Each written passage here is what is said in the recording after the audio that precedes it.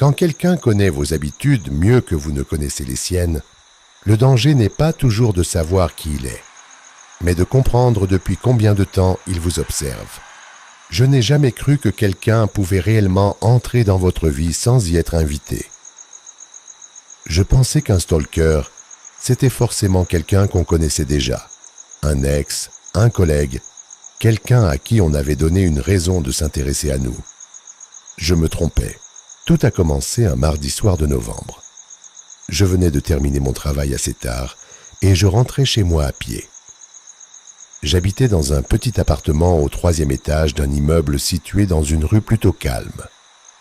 Le trajet entre mon travail et chez moi durait environ 15 minutes et je le faisais presque toujours à pied.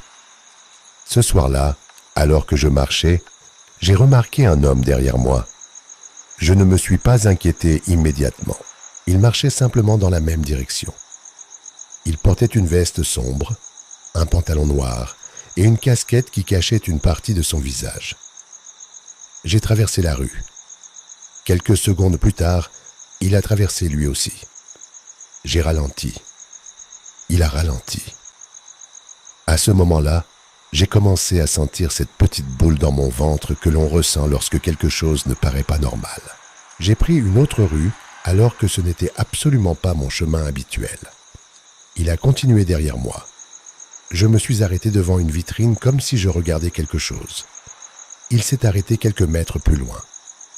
Je ne pouvais plus me convaincre que c'était une coïncidence.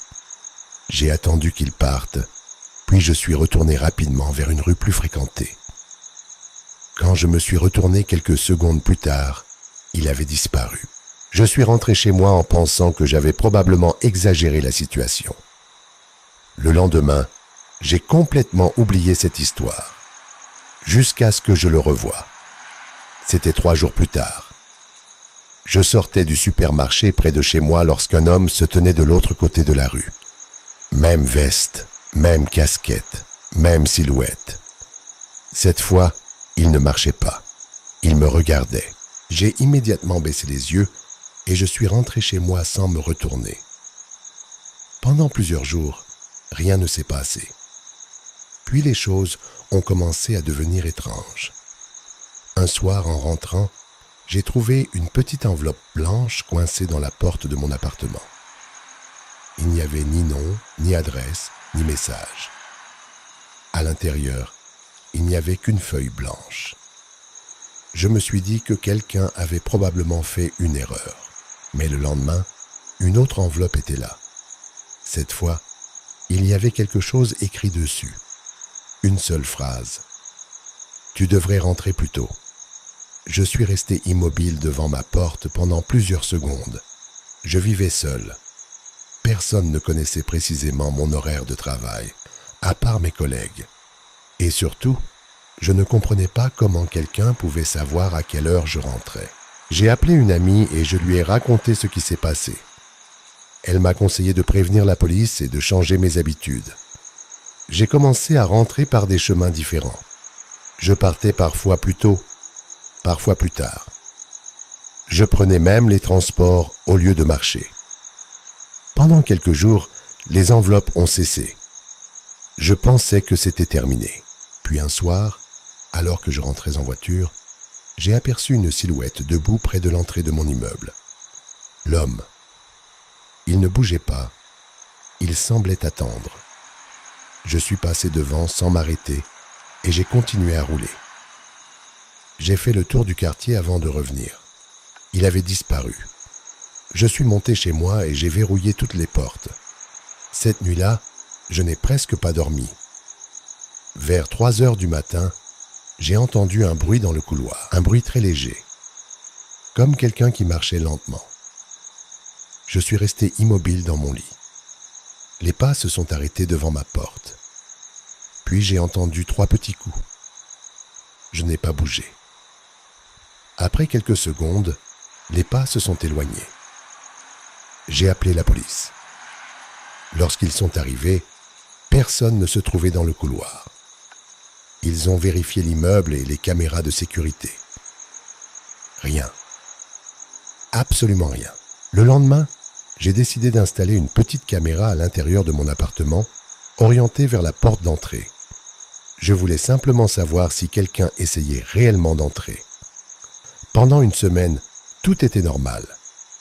Puis, un vendredi soir, je suis rentré beaucoup plus tard que prévu. J'avais terminé mon travail à 22h au lieu de 18h. Lorsque je suis arrivé devant mon immeuble, quelque chose m'a immédiatement frappé. Une voiture était garée de l'autre côté de la rue. Les phares étaient éteints. Le moteur tournait. Et derrière le pare-brise, quelqu'un était assis au volant. J'ai continué à marcher. La voiture était restée immobile. Je suis entré dans mon immeuble. Quelques secondes plus tard, j'ai entendu une portière claquer dehors. Je me suis retourné. Personne. Je suis monté rapidement jusqu'à mon appartement. Une fois à l'intérieur, j'ai vérifié ma caméra. À ma grande surprise, elle avait enregistré quelque chose quelques minutes auparavant. L'homme se trouvait devant ma porte. Il était resté là pendant presque 5 minutes. Il ne frappait pas. Il ne bougeait presque pas. Il regardait simplement ma porte. Puis, juste avant de partir, il s'était penché vers la caméra. Et il avait souri. J'ai immédiatement envoyé la vidéo à la police. Cette fois, ils ont pris la situation beaucoup plus au sérieux. On m'a conseillé de ne plus rentrer seul et de rester quelques jours chez quelqu'un. J'ai donc quitté mon appartement. Je suis allé dormir chez une amie. Pendant 3 nuits, je n'ai rien reçu. Puis, le 4e matin, mon téléphone a vibré. J'avais reçu une photo. C'était une photo de moi. Je me trouvais devant le café où je prenais mon petit déjeuner tous les matins. La photo avait été prise de l'autre côté de la rue. Sous la photo, il y avait simplement écrit « Tu changes beaucoup tes habitudes ces derniers temps ». À partir de ce moment-là, j'ai compris quelque chose qui m'a terrifié. Il ne me suivait pas seulement.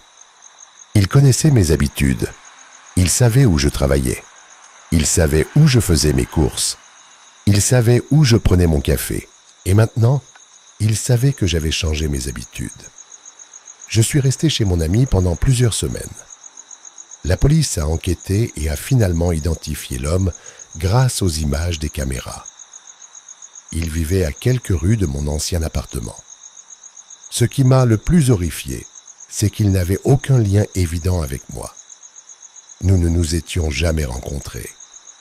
Il n'était ni un ancien collègue, ni un voisin proche, ni quelqu'un de mon entourage.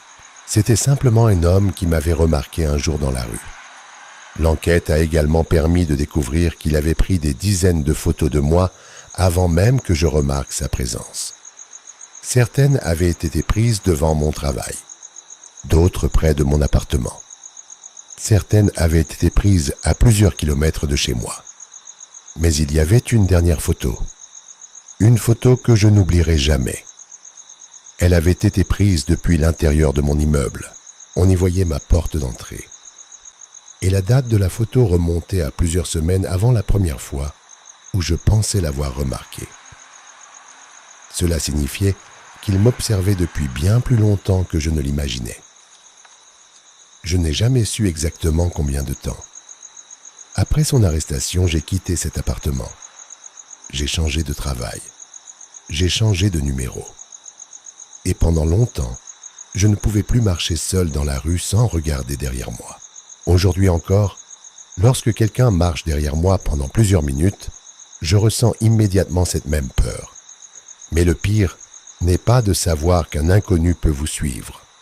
Le pire, c'est de réaliser qu'il peut connaître votre vie entière alors que vous ne connaissez même pas son nom. Et parfois, quand je repense à cette histoire, une seule question me revient. Si je ne l'avais jamais remarqué, combien de temps aurait-il continué à me regarder sans que je m'en rende compte ?